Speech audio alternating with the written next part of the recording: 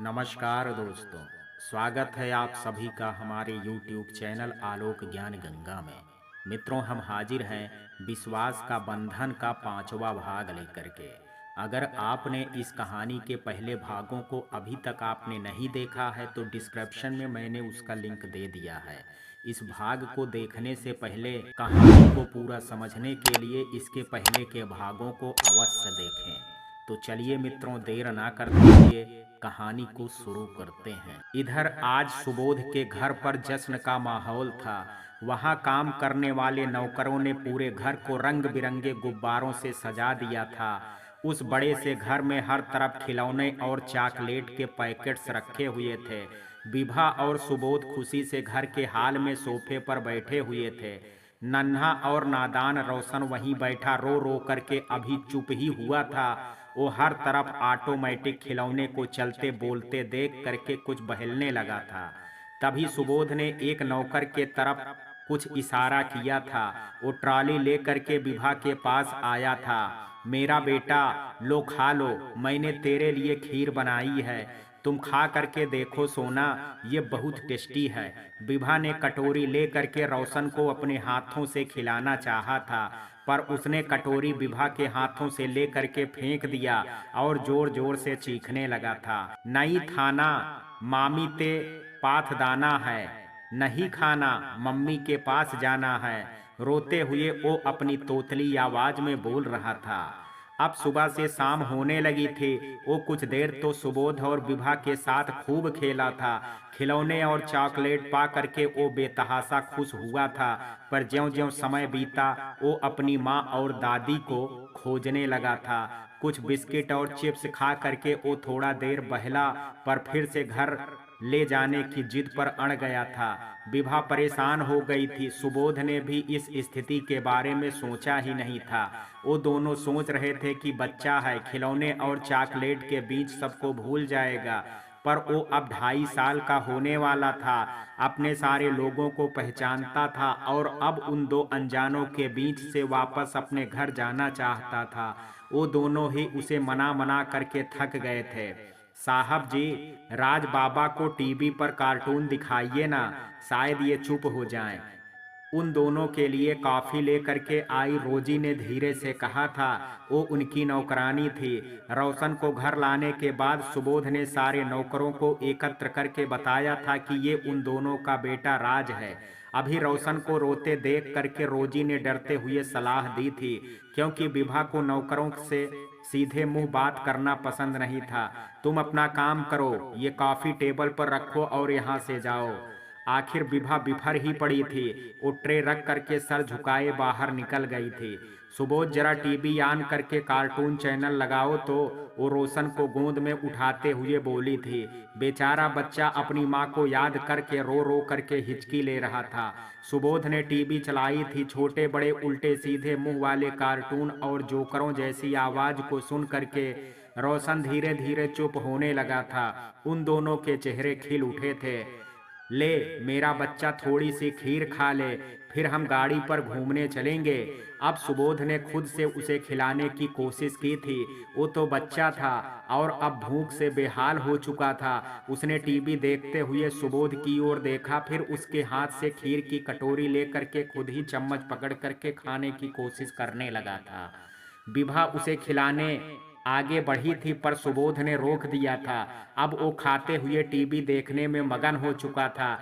सुबोध और विभा के ओंठों पर मुस्कान आने लगी थी। और इधर मैंने सब कुछ खो दिया, मेरी माँ छोड़ करके मुझे चली गई, मेरा बच्चा अब मेरा नहीं रहा, मेरा घर आंगन सब सुनसान हो गया, अब मैं जी करके क्या करूँगा। कौशल विलाप करता माँ के मृत शरीर के पास सर पटक रहा था। वहीं औरतों के बीच बैठी भारती अपना बेटा और मान सम्मान खो करके रोते रोते अब पत्थर बन चुकी थी। वो कौशल को रोते कलपते एकटक बस देखे जा रही थी। उसके दिल में लगी दुख की मार को समेटते समेटते माँ भी उसका साथ छोड़ चुकी थी। दूसरे दिन गांव वालों ने कौशल को संभालते हुए उसकी मां का अंतिम संस्कार करवा दिया था। सारे लोग उससे रोशन के बारे में पूछ रहे थे, पर वो कुछ बता नहीं पाया था। आखिर बताता भी क्या। सुबोध और विभा ने मिल करके उसके हंसते खेलते परिवार पर जो कहर ढाया था, उसकी चोट वो किसी को बता करके अब अपनी भारती को नहीं खोना चाहता था। अभी शाम होने वाली थी और वो दोनों घर में अकेले ही थे। भारती दूसरे कमरे में थी और कौशल अपनी माँ के कमरे में बेड पर बैठा था। उन दोनों ने अभी तक एक दूसरे से कोई बात तक नहीं की थी। आप प्लीज मत रोइए, माँ की आत्मा आपको रोते ऐसे देख करके बेचैन हो जाएगी। कौशल के रोने की आवाज सुन करके भारती खुद को जबरदस्ती खींचती उस दरवाजे तक ले आई थी, पर वो अंदर नहीं जा पाई थी। आज उन दोनों के बीच इतनी दूरियां आ गई थी कि जो कौशल भारती को अपनी जान से बढ़ करके चाहता था, वो उस कौशल के सामने जाने की हिम्मत नहीं जुटा पा रही थी। भारती, भारती यहाँ मेरे पास आओ, उसने टूटे हुए स्वर में आवाज दी थी, पर भारती वहीं खड़ी रही। आओ ना भारती, माँ तो चली गई, रोशन भी हमारा नहीं रहा, अब क्या तुम भी मुझे छोड़ दोगी। तुम सब की ये हालत मेरे कारण ही हुई है। मैं तुम्हारा तो सबसे बड़ा गुनहगार हूँ। मैंने अपने दोस्त के रूप में एक शैतान को अपने सीने से लगा रखा था, जिसने मेरी पत्नी को, पर मेरा यकीन करो भारती, मुझे उस कमीने के ऊपर कभी भी कोई शक नहीं हुआ था। वो मेरे भोलेपन के आगे इतनी बड़ी गद्दारी करेगा ये मुझे पता होता तो मैं उसकी जान ले लेता, पर अब तो मैं सब कुछ खो चुका हूँ और अब मुझे जीने का कोई हक नहीं है। वो रोते हुए बोला और अपने सर को पलंग के पाटी पर कस करके मारने लगा था। भारती दौड़ पड़ी थी, उसके सर के कोनों से भल भला करके खून बह रहा था। आपने ऐसा क्यों किया? आप मुझे और कितना रुलाएंगे? मैं सबको खो चुकी हूँ, पर आपको नहीं खो सकती। प्लीज ऐसा मत कीजिए। वो रोते हुए उसके सर के नीचे अपना एक हाथ रख दी और दूसरे हाथ से अपना आंचल पकड़ करके कौशल का खून साफ करने लगी थी। आप ऐसे ही बैठे रहिए, मैं दवा लेकर के आती हूँ। वो तेजी से बाहर भागी थी। भारती, मैंने तुम्हारी बात नहीं मानी। आज इसी वजह से हम अपना सब कुछ खो बैठे हैं, अपनी माँ, अपना बेटा और तुम्हारी मान मर्यादा। मैंने अपनी बेवकूफ़ी की वजह से सब कुछ नाश कर दिया। मुझे माफ़ कर दो भारती, आज मेरी वजह से तुम्हारी ये हालत हुई है। मैं बहुत बुरा इंसान हूँ। वो अपने सर पर पट्टी बांधती भारती से बिलख करके रोता बोल रहा था। भारती के सूखे चेहरे, पपड़ी पड़े ओंठों को देख करके कौशल का सीना फटा जा रहा था। उसने अपनी भारती को सीने से लगाना चाहा था, पर वो छिटक करके बेड से दूर हो गई थी। मैं अब इस लायक नहीं हूँ कौशल जी कि आप मुझे गले लगा सके। मैं अब आपकी भारती नहीं हूँ। मैं तो गंदगी बन करके पूरा। बोले बिना वो फूट फूट करके रो पड़ी थी। कौशल झटके से उठा और उसे अपनी बाहों में भर लिया था। वो कसमसाते हुए छूटने की कोशिश करने लगी थी। तुम मेरी भारती हो, सिर्फ मेरी भारती। तुम कोई गंदगी या पाप नहीं हो। आज तुम्हारे साथ हुए अत्याचार की वजह मैं हूँ। अगर मैं सही और गलत की पहचान रखता तो तुम्हारे साथ घृणित काम करने की उस कमीने की हिम्मत नहीं होती। पर भारती, मेरी नजरों में तुम आज भी गंगा की तरह पवित्र हो। मैं तुम्हारी खोई इज्जत तो वापस नहीं ला सकता, पर मैं उस दुष्ट को सजा जरूर दूंगा। मैं उसे खून के आंसू रुला दूंगा और अपना बेटा वापस लेकर के रहूंगा। उसके कंधों को अपने आंसुओं से तर करता वो बोल रहा था, मगर तुम मुझसे दूर मत भागो भारती, मैं तुम्हारे बिना मर जाऊंगा। मैंने अपनी इज्जत खो दी है, वो तो अब वापस नहीं आएगी कौशल जी, पर मुझे मेरा बेटा वापस चाहिए। वो हमारा बेटा है, हमारे पास बहुत सबूत है। आप उन दोनों पर केस कीजिए, मैं आपका साथ दूंगी। अब वो भी रोते हुए कौशल को कस करके पकड़ ली थी। दोनों न जाने कब तक रोते रहे। घर के मेन गेट से बेल की आवाज आ रही थी। कौशल उसे बेड पर बैठाते हुए बाहर निकला था। अरे विमल चाचा, अंदर आइए। 62 वर्षीय विमल सिंह कौशल के पड़ोसी और उसके पिताजी के मित्र भी थे। बेटा, ये लोग मंदिर के आगे भीख मांग रहे थे। मेरी और तुम्हारे पापा की इनके भाई से मित्रता थी, इसलिए मैं जुगल को जानता था। मुझसे इन दोनों को भिखारी के रूप में नहीं देखा गया, तो मैं इन्हें तुम्हारे पास ले आया। अब तुम इन्हें संभालो, मैं अपने घर जाता हूँ। वो बोलते हुए गेट से ही वापस लौटने लगे थे। कौशल ने उनके पीछे सर झुकाए खड़े उन दोनों को देखा और आगे बढ़ करके उनका पैर छुआ था।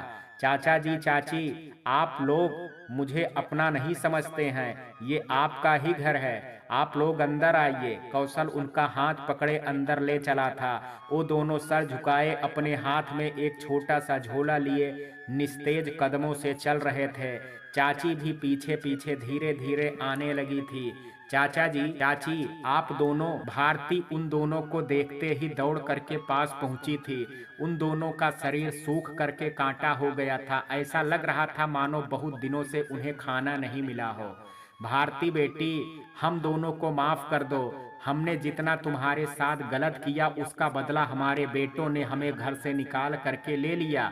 मेरे चारों बेटे ने घर और जमीन के हिस्से कर लिए और हम दोनों बूढ़ों को घर के बाहर निकाल करके मरने के लिए छोड़ दिया। चाची रोते हुए उसे गले से लगा ली थी। कुछ दिन तो हमें गांव वालों ने खाना दिया, पर बाद में वो भी हमसे दूर भागने लगे थे। हम भूख से बेबस हो करके मंदिर के आगे भिखारियों के साथ भीख मांगने लगे थे। आज विमल भैया ने मुझे देख लिया और जबरदस्ती तुम्हारे पास लेकर के आए। जुगल जी हाथ जोड़े बोल रहे थे। उनकी आंखों से शर्मिंदगी के आंसू बह रहे थे। चाचा जी, आपको जब भैया ने घर से निकाला तो क्या आपको अपनी इस बेटी की याद नहीं आई? आप यहाँ क्यों नहीं आए? क्या पापा के जाने के बाद मैंने आपको अपने पिता से कम सम्मान दिया था? क्या आप मुझे अपना नहीं समझते हैं चाचा जी? भारती उनके पैरों पर गिर करके रो रो करके बोल रही थी। जुगल जी ने उसे उठाया था। भारती बेटी, तूने कभी हम लोगों को पराया नहीं समझा था, पर हम लोगों ने तुम्हारे साथ भैया के जाने के बाद हमेशा परायों जैसा बर्ताव किया था। तेरी शादी के बाद तुमसे कोई संपर्क नहीं रखा। तेरे बेटे के जन्म पर भी खबर देने के बावजूद नहीं आए। तेरे ससुर के मरने पर भी हम नहीं आए। फिर किस मुंह से तुम्हारे पास आते? वो बेहद दुख से बोल रहे थे। चाचा जी और चाची, मेरे पापा और माँ सब हम दोनों को छोड़ करके चले गए। अब आप दोनों हमारे साथ ही रहेंगे और अब मैं आपको कहीं जाने भी नहीं दूंगी। कौशल ने उन दोनों से कहा था, ये घर आप लोगों का है और हम दोनों आपके बच्चे हैं। आपके साथ जो गुजरी है वो सब भूल जाइए और हम दोनों को अपनी सेवा करने का मौका दीजिए। हाँ चाचा जी, जिस तरह से आप सब कुछ खो करके खाली हाथ हैं, उसी तरह हम दोनों भी अपना सब कुछ खो बैठे हैं। हमें अब आपके आशीर्वाद की जरूरत है। भारती रोते हुए बोली थी। चाची ने उसे गले से लगा लिया था। वो उन दोनों को कमरे में ले आई थी। आप लोग बातें कीजिए, मैं खाना बना करके लाती हूँ। फिर कुछ घंटे बाद भारती और कौशल उन दोनों के साथ बैठ करके खा रहे थे। वो दोनों तो खाने का मात्र दिखावा कर रहे थे, क्योंकि अपना सब कुछ खो करके उनकी भूख सदा के लिए मिट गई थी। पर चाचा चाची कई दिनों के भूखे पेट थे, खाना देखते ही टूट पड़े थे। चलिए अब आप दोनों आराम कर लीजिए, हम बाकी बात सुबह करेंगे। कौशल उनके कमरे में उन्हें ले गया था। कौशल बेटा, तुम्हारा दिल इतना बड़ा होगा मुझे यकीन नहीं था। तुम बिल्कुल अपने पिताजी की तरह उदार हो। मैं वाकई में अपने किए पर बेहद शर्मिंदा हूँ, जुगल जी धीरे से बोले थे। चाचा जी, आप ऐसा कह करके मुझे शर्मिंदा मत कीजिए। मैं आपका दामाद हूँ पर आपके बेटे जैसा हूँ, वो नाराज होकर के बोला था। अच्छा ठीक है कौशल, अब मैं कुछ नहीं कहूँगा, पर मेरा नाती कहाँ है? भारती का बेटा हुआ था ना, उसे कहीं देख नहीं रहा हूँ। वो थोड़ा मुस्कुराते हुए बोले। चाचा जी, अभी आप लोग थके हुए हैं, आराम कीजिए, मैं सुबह सब कुछ बताऊंगा। वो बेहद दुखी हो करके बोला था। बेटे की बात पर उसे रोशन की याद आई थी। उसकी तोतली आवाज में फाफा उसे अपने कानों के आसपास गूंजती आवाज महसूस हुई थी। वो दिल में उठने वाले दर्द को दबाते हुए बाहर निकल गया था। वो जब बाहर आया तो भारती हाल में बैठी थी। भारती, सोना नहीं है क्या?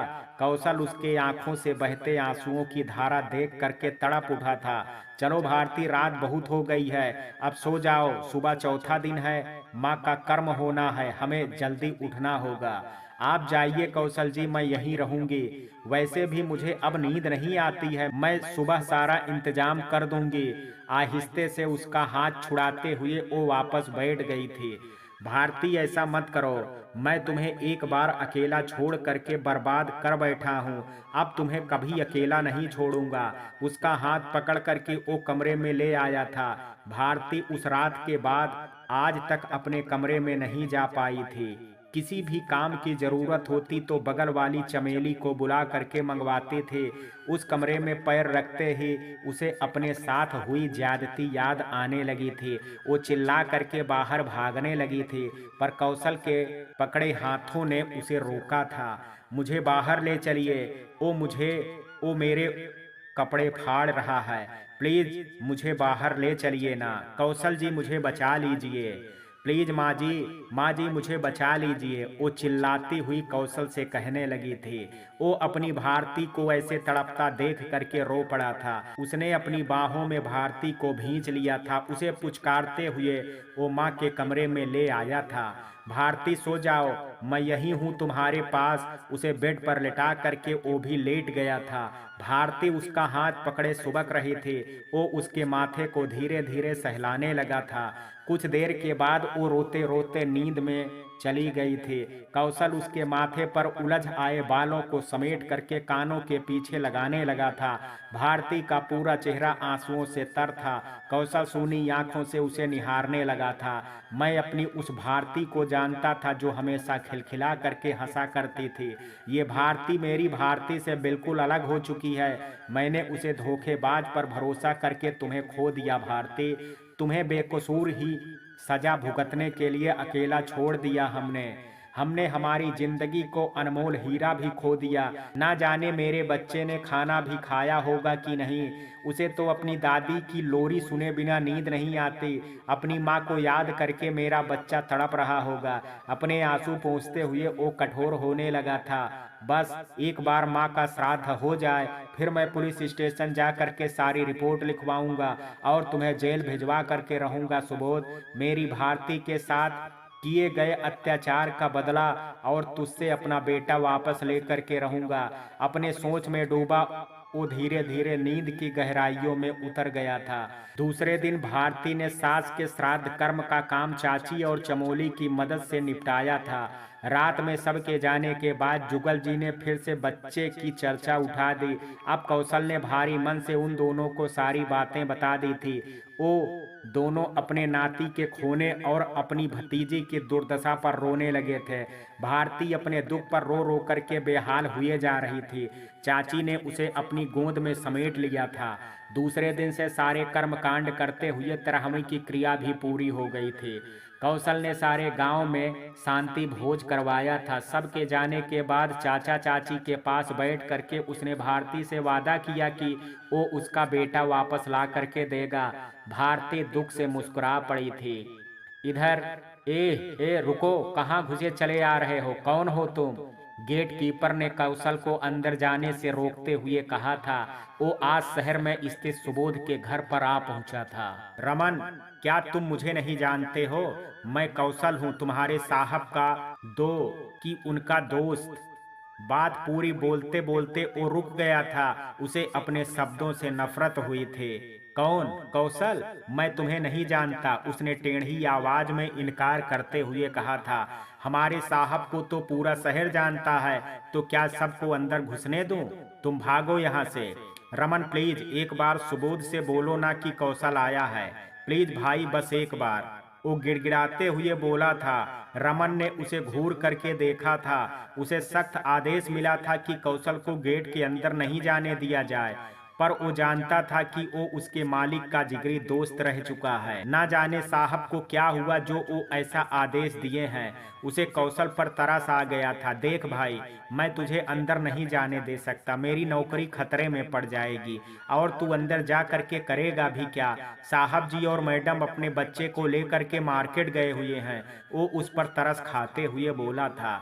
मेरा बच्चा है वो, जिसे तुम्हारे साहब मेरे घर से चुरा करके लाए हैं। वो चीख पड़ा था। रमन उसे घूर करके देखने लगा था। ये सब मुझे नहीं पता, पर तुम अंदर नहीं जा सकते हो। वो गुस्से से बोल करके अपने केबिन में चला गया था।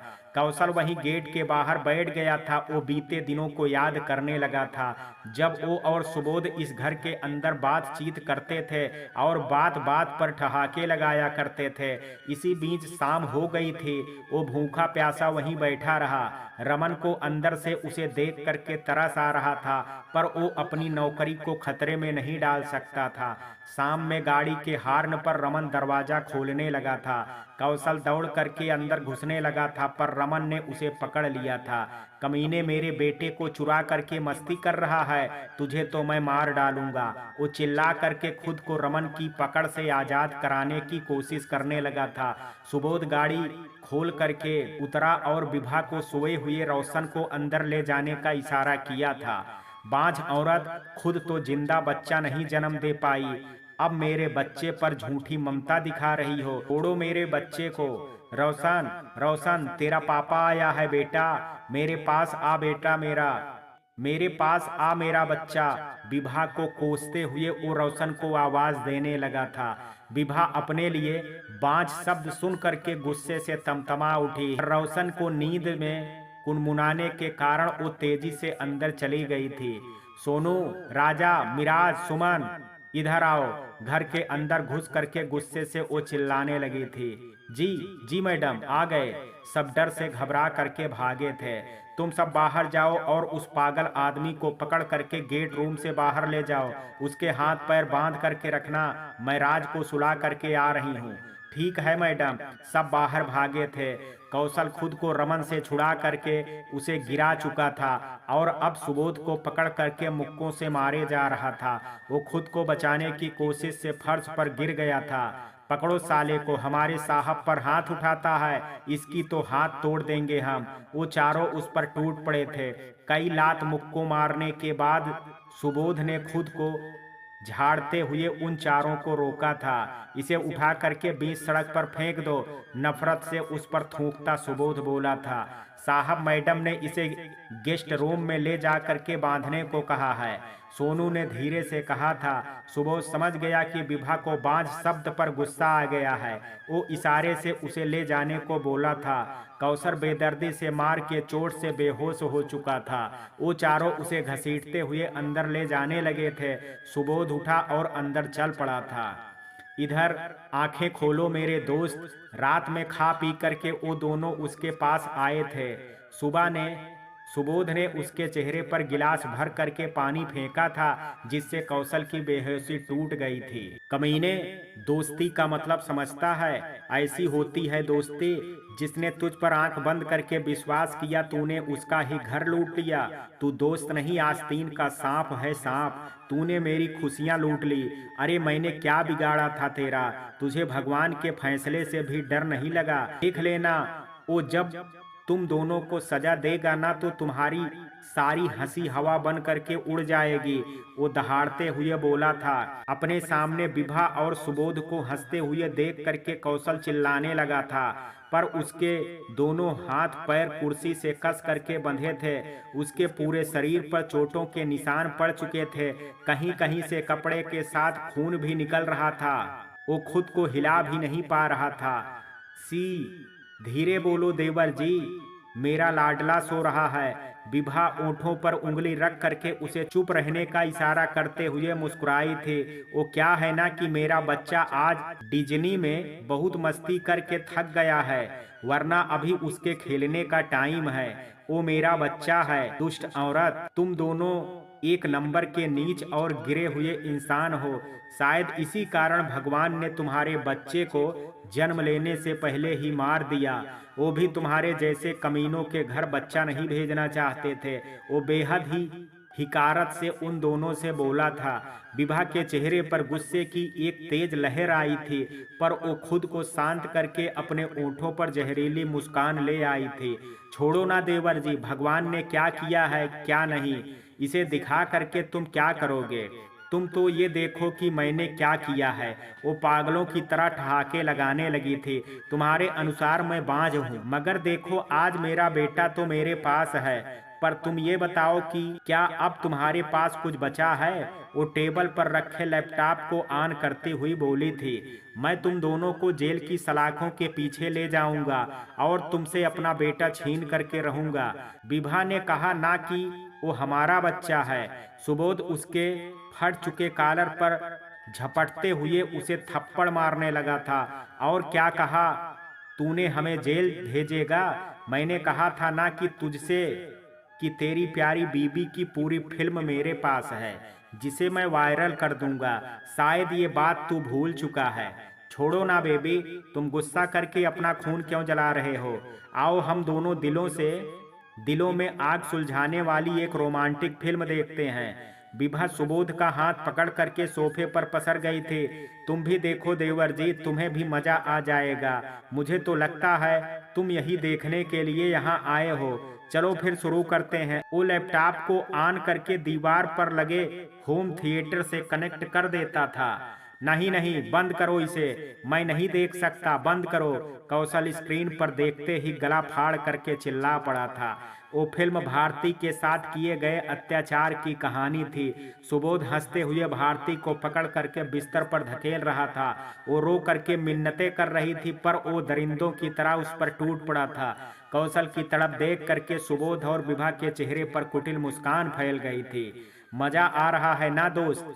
सुबोध हंसते हुए उसकी आंखों में देखता बोला था, तुम्हें पता है मैं हर रात ये फिल्म देखता हूँ, तब जाकर के मुझे नींद आती है। यार वाकई में तेरी भारती में गजब का नशा है। उसका गोरा बदन, नसीली आंखें, वो ना जाने क्या क्या बोलता रहा था। कौशल रो रो करके उससे चुप रहने की गुहार लगाता रहा, पर उसकी आवाज बंद नहीं हुई थी। उसके साथ विभा चल रहे सीन की नकल करके हंसे जा रही थी। उसके साथ विभा चल रहे सीन की नकल करके हंसे जा रही थी। अपनी कान खोल करके सुन ले कौशल, मुझे तुम्हारी खूबसूरत बीबी को बस एक रात के लिए पाना था, इसलिए तुझे शराब के नशे में डुबाया, फिर तुझे नौकरी से निकलवा करके अपने यहाँ काम दिया। समय समय पर तेरे पॉकेट में नोटों की गड्डी भरता रहा, ताकि तू मेरे एहसानों तले दबा रहे। दांत पीसते हुए सुबोध बोले जा रहा था, अब मैंने अपना सारा काम कर लिया है। अब मैं तुझे अपने आसपास बिल्कुल भी नहीं देखना चाहता। मैंने तुझसे बोला था ना कि मेरे बेटे और घर से दूर रहना। फिर तेरी हिम्मत कैसे हुई यहाँ आने की? छोड़ो ना बेबी, इतना गुस्सा क्यों करते हो? अब जब हमारे देवर जी अपनी हिम्मत लेकर के यहाँ आ ही गए हैं, तो इनकी आंखों के सामने इस रंगीन फिल्म को नेट पर अपलोड करते हैं। वो टीवी की तरफ इशारे करके हंसते हुए बोली थी। सुबोध भी बेशर्मी से हंस दिया था। नहीं नहीं, प्लीज ऐसा मत करो, तुम लोगों ने मुझसे सब कुछ तो छीन लिया है। माँ, मेरा बेटा, मेरी पत्नी की इज्जत, अब ऐसा मत करो, वरना वो मर जाएगी। भगवान के लिए हम दोनों पर रहम करो, इतना बड़ा जुल्म मत करो। वो गिड़गिड़ाते हुए बिलखने लगा था। विभा और कौशल ठहाके लगाने लगे थे। ओके, तुम्हारे आंसुओं पर मुझे कुछ कुछ तरस आने लगा है। मैं तुम्हारी बात मानने की सोच रही हूँ, पर मेरी एक शर्त है। विभा उठ करके उसके नजदीक आने लगी थी। ओके, हाँ मैं मानूंगा, मैं तुम्हारे हर बात को मानने के लिए तैयार हूँ, पर ये वीडियो डिलीट कर दो, इतना रहम मुझ पर करो।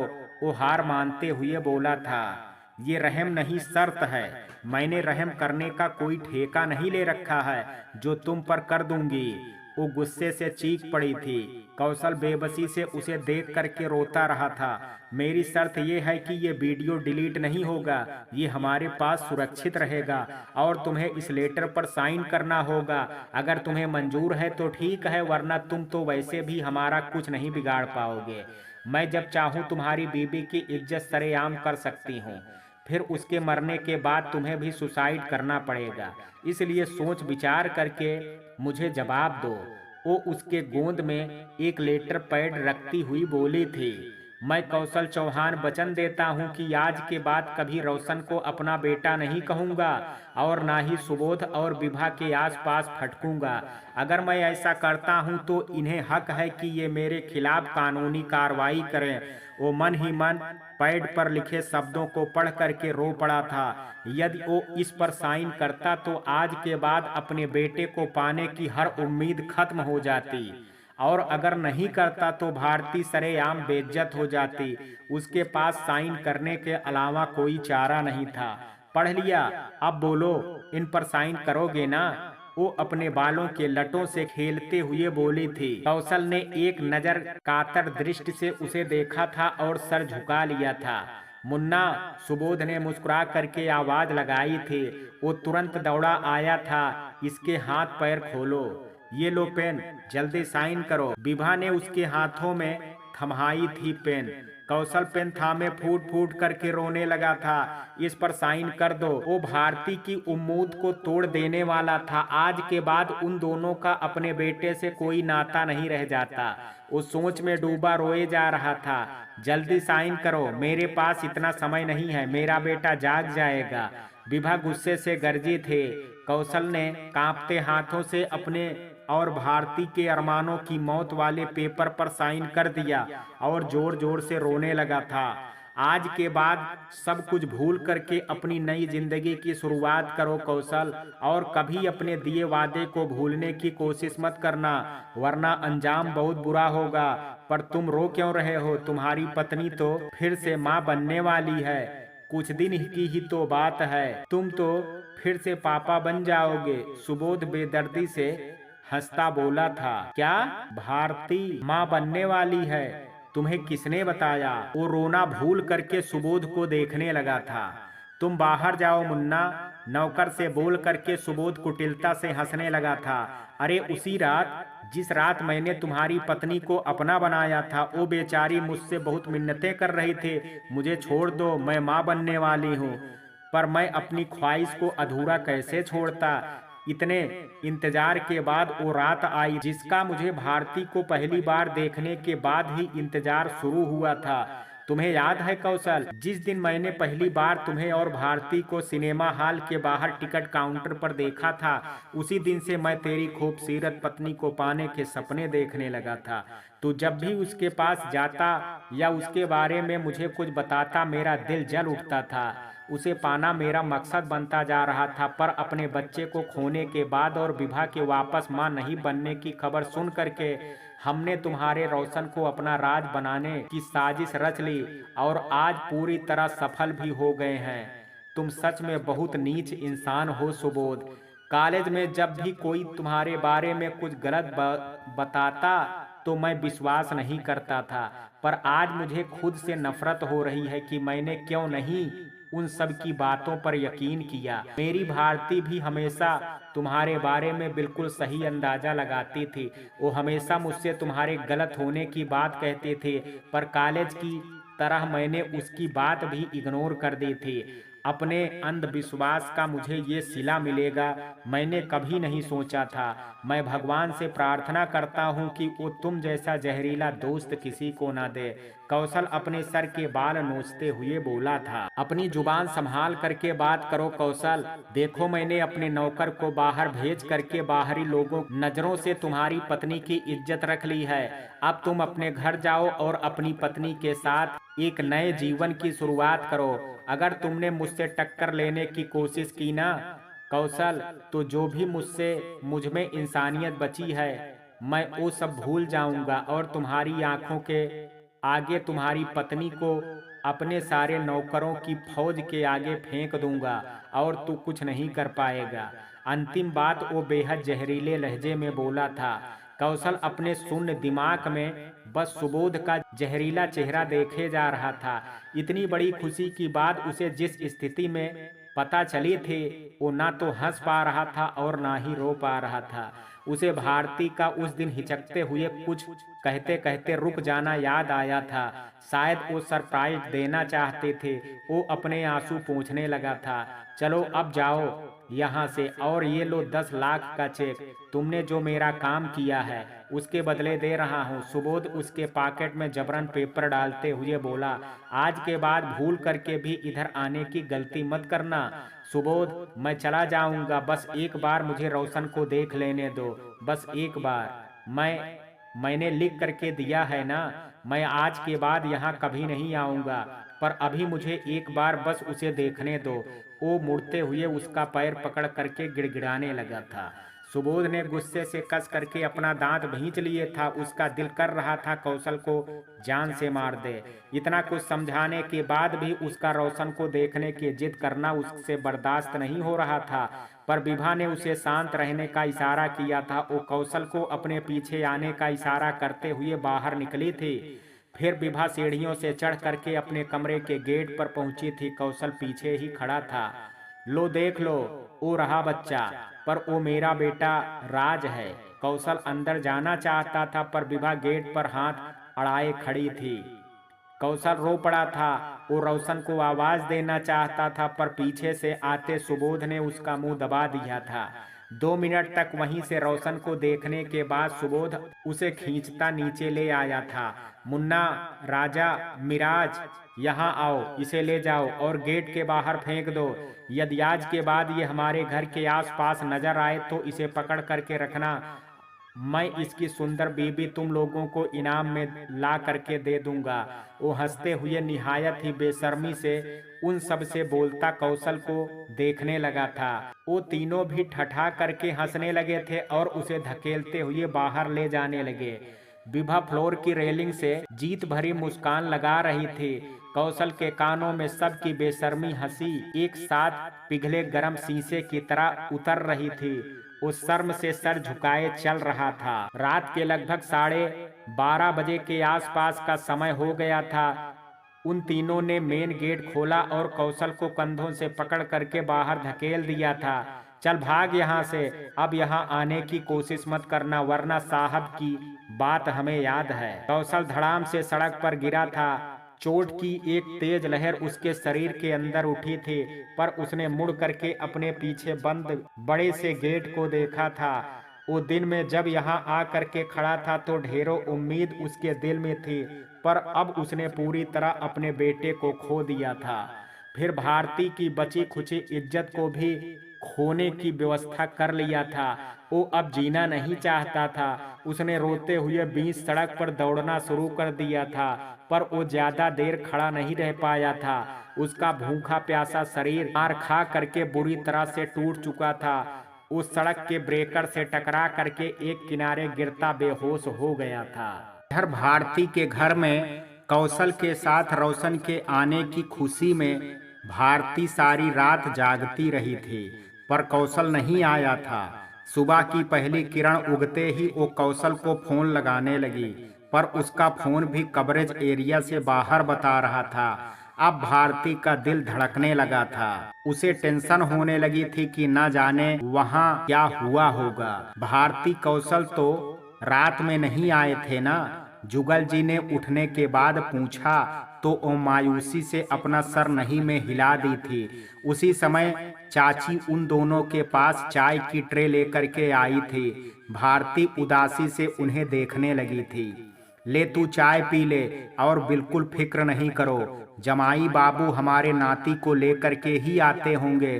चाची उसे प्यार से चाय दे करके बोली थी। भारती सोच में डूबी चाय के छोटे छोटे घूंट भरने लगी थी। अरे कौशल, आप क्या हुआ आपको? जुगल जी चाय पी करके बाहर टहलने निकले थे। घर के बाहर वाले गेट को खोलते ही जुगल जी चिल्ला उठे थे, भारती, ओ भारती, जल्दी बाहर आ। इनको मैं जानता था इसलिए घर ले आया। ऑटो से उतर करके एक बूढ़े आदमी ने कहा और कौशल को संभाल करके उतारने लगा था।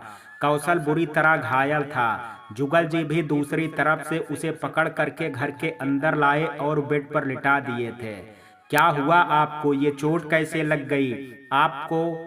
भारती तड़प करके कौशल का हाथ पकड़ करके रोने लगी थी। उसके चेहरे पर ढेर सारी चोट लगे थे और बाएं हाथ पर प्लास्टर चढ़ा था। कौशल की आंखों से आंसू बह रहे थे। आपकी ये हालत कैसे हो गई? हमारा रोशन कहाँ है? आप उसे लाने गए थे ना? ये ट्रेन से कटने जा रहे थे बेटी। मैं अपनी बीमार पत्नी के लिए दवा लेकर के शहर से वापस आ रहा था। ये आते ट्रेन के आगे छलांग लगाने ही वाले थे पर मैंने इन्हें दूसरी तरफ धक्का दे दिया। फिर जब ट्रेन गुजर गई तो मैं इन्हें लेकर के हॉस्पिटल गया। ये बेहोश हो गए थे, इनके बाएं हाथ की हड्डी टूट गई थी, इसलिए डॉक्टर ने प्लास्टर चढ़ा दिया। डॉक्टर ने बताया कि इनको बहुत ज़्यादा मारा गया है, जिससे इनके शरीर में बहुत चोटें आई हैं। ये लीजिए दवा, इन्हें शाम में खिलाना। उस बूढ़े आदमी ने अपनी जेब से दवा निकाल करके भारती की ओर बढ़ा दिया था। आपका बहुत बहुत धन्यवाद चाचा जी, मैं आपको पैसे दे देती हूँ। बेटी, साहब जी के पिताजी को मेरे गांव में भी सब जानते हैं। मैंने पहले भी कई बार साहब जी को देखा है, इसलिए पहचान हो गया था। फिर इनके इरादे भांप करके मुझे दूसरी तरफ धक्का देने के अलावा कुछ नहीं सूझा था। वो आदमी धीरे से बोला था। कौशल उठने की कोशिश कर रहा था, पर अपने दर्द से कराह उठा। भारती ने उसे उठने से रोका था। आप लेटे रहिए, आप इतने कमजोर कैसे हो गए? जो आत्महत्या करने चले गए थे, आपको मेरी याद बिल्कुल भी नहीं आई थी ना? आप कैसे मुझे अकेला छोड़ करके जाने की सोच रहे थे? वो रोने लगी थी। पहले अपने हाथों से मेरा गला दबा करके मार दीजिए, फिर अपनी जिंदगी खत्म कीजिएगा। मैं ठीक हूँ भारती, मुझसे गलती हो गई, मैं अब ऐसा नहीं करूँगा। वो अपने एक हाथ से कान पकड़ते हुए बोला था। आपको सुबोध ने मारा है ना? उसने मेरा बेटा भी वापस नहीं किया ना? वो बोलते हुए बिखरने लगी थी। अपने बच्चे को पाने की उम्मीद आज खत्म हो गई थी। कौशल ने एक से उसका हाथ थामा था। मैं पहले ही बोली थी, वो हमारे बच्चे को ऐसे वापस नहीं करेगा। हमें पुलिस के पास जाना चाहिए था। मैं आज ही पुलिस स्टेशन जा करके उसके खिलाफ कंप्लेन लिखाती हूँ। रोशन को भूल जाओ भारती, मैं तुम्हारे बेटे को तुम्हारे पास नहीं ला सकता। कौशल की रुलाई फूट पड़ी थी। क्यों नहीं ला सकते? आपने वादा किया था ना? कैसे मर्द हैं आपकी, आपने अपना वादा नहीं निभा पाए। वो चीखती हुई उसके हाथ से अपना हाथ खींच ली थी। वो दोनों बहुत नीच इंसान हैं भारती, उसने अपनी नीचता की सारी हदें पार कर दी हैं। मुझे माफ कर दो और रोशन को भूल जाओ। मैं कुछ नहीं कर सकता। वो बिखरने लगा था। जुगल जी उसे संभालने लगे थे। एक मर्द का रोना उसकी बेबसी को दिखाता है। वो अंदर से टूट चुका था, पर भारती को अब कौशल पर गुस्सा आ रहा था। वो मुंह फेर करके बाहर निकल गई थी। देखो बेटी, मैं ज्यादा तो नहीं जानता, पर साहब जी को बहुत अंदरूनी चोटें आई हैं। वो बेहोशी में भी रोशन और भारती नाम बोल रहे थे। बेटी, अभी उन्हें आपके सहारे की बहुत जरूरत है। वो आदमी भारती के पीछे आया था।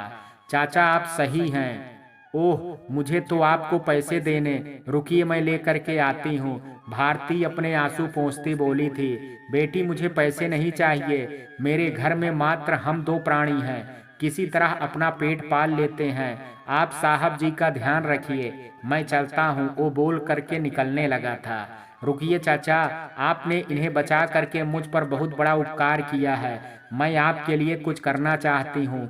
आपको जो मदद चाहिए वही मुझे बता दीजिए। भारती उठ करके पीछे गई थी। चाचा, आपके बच्चे कहाँ हैं? आपने ये तो बताया ही नहीं। और आप कौन सा काम करते हैं? मेरी एक बेटी थी भोली, मैंने किसी तरह पैसे जोड़ करके उसकी शादी की थी, पर पहले बच्चे को जन्म देते समय उसकी मृत्यु हो गई। आपको देख करके मुझे अपनी भोली की याद आने लगी। उसकी आंखें भर आई थी। वो आपके जैसी ही सुंदर थी और सबसे प्यार से बात करते थे। मैं कोई खास काम नहीं करता हूँ, कभी किसी के यहाँ जो काम मिले तो कर लेता हूँ, या कभी कोई मजदूरी मिल जाए तो कर लेता हूँ, वरना घर में पड़ा रहता हूँ। वो मायूस हो करके बोला था। चाचा, आप घर जाइए और अपनी पत्नी को लेकर के आ जाइए। आप दोनों हमारे यहाँ काम कीजिए और यहीं एक कमरे में रहिए। आपने मुझे अपनी भोली जैसी कहा है ना, तो आपको मेरी बात माननी पड़ेगी। वो बेहद आदर से बोली थी। बेटी, ये तो मुझ पर बड़ा उपकार होगा आपका, पर पहले अपने घर के लोगों से पूछ तो लीजिए। वो खुश हो करके बोला था। चाचा, ये मुझे आप बोलना बंद कीजिए और जा करके चाची को ले आइए। घर में सब मेरी बात मानेंगे, अब आप जल्दी जाइए। वो उनसे बोली थी। बूढ़ा आदमी खुश हो गया था। अपनी आंखों में भरे आंसू पोंछता हुआ वो खुशी से बाहर निकल गया था। उसके जाने के बाद भारती आंगन में बैठ करके रोने लगी थी। उसकी उम्मीदों पर पानी फिर गया था। उसका सीना दर्द से फटा जा रहा था। उसने तो रोशन के लिए उसके पसंद का हलवा और कचौड़ी भी बना करके रख ली थी। उसके कमरे में कार्टून के फोटोज भी सजा दिए थे, पर वो आज उसके पास नहीं आ पाया। मेरा बच्चा अब मुझसे दूर ही रहेगा। अब मैं कभी उसे नहीं देख पाऊंगी। ये कौन सा कागज है भारती, देख तो। चाची उसके पास आई थी। वो कौशल के गंदे कपड़े साफ करने जा रही थी, जिसमें से वो टुकड़ा निकला था। भारती उस पेपर को ले करके पढ़ने लगी थी।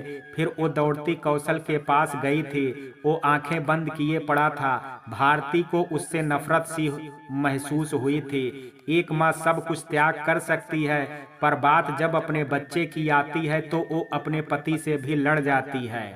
ये क्या है, आपने मेरे बच्चे का सौदा 10 लाख में किया है, वो नफरत से बोली थी।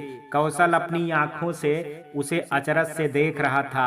आप ऐसा करेंगे मुझे यकीन नहीं होता।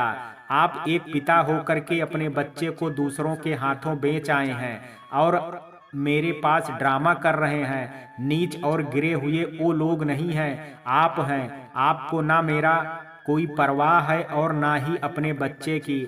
आप में बस पैसों की भूख है। वो चीखने लगी थी।